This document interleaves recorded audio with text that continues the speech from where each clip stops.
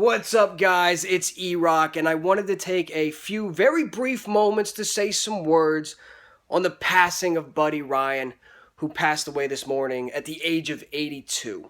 Because all Eagles fans, we all remember that team that we fell in love with when we were kids, with the ones that we started watching early on, started learning about the game, and every Eagles fan, it doesn't matter where you're from or how old you are, we all have that one team.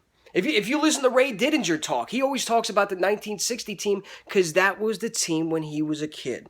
So, some of you in your 40s, you'll remember the Dick Vermeil days. Ron Jaworski, Bill Berge, Harold Carmichael, Wilbur Montgomery. Some of you young guys, for some of you, that's Andy Reid, Donovan McNabb, Brian Dawkins, Brian Westbrook. But for me, it was Buddy Ryan and that gangrene defense. I grew up watching that coach and that team, and although we knew that Buddy was getting up there in age and his health was declining, when you hear the news, it still hits you pretty hard. And look, the reality of the situation is this. Buddy Ryan was only here for like 5 years. That's it. Man never won a playoff game. In fact, I think he was 0 for 3 in the playoffs.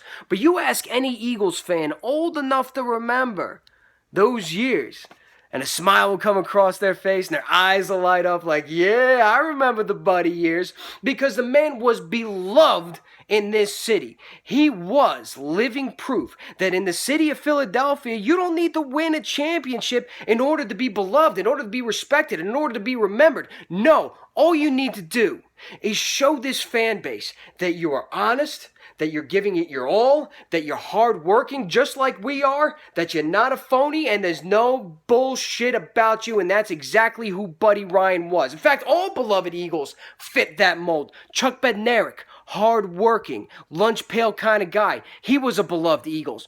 Reggie White, all right? There was nothing phony about that guy. Brian Dawkins laid it all out on the line, but Buddy Ryan encompassed all of that as a head coach. The man was loud. He did not give a single shit what you thought. He told his boss to go screw, and he hated the Cowboys. Dick Vermeil wanted to beat the Cowboys. Buddy Ryan wanted to embarrass them. The Bounty Bowl. Remember that one?